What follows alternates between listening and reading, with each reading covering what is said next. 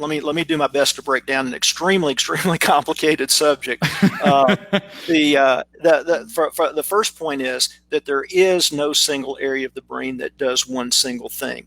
Every action that we perform is really the result of lots of information exchange that's going back and forth between nodes in the brain that are spatially separated from one another.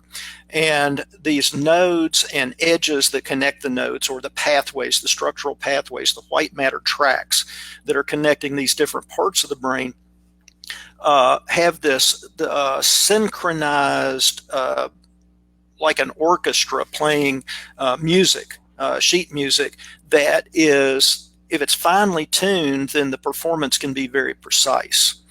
And so what we're seeing is that these different sets of networks function differently. You have a default mode network, which is basically active when you're daydreaming or when you're sleeping and you're not attending to any particular specific task.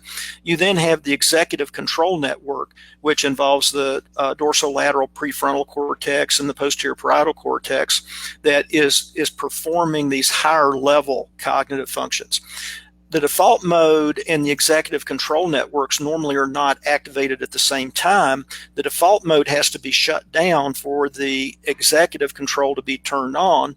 And you have a salience network, which is centered on the anterior cingulate cortex, that flips the switch to turn off the default mode network, turn on the executive control network. So that's one simplistic explanation of kind of what's going on with this messaging that's going on between networks.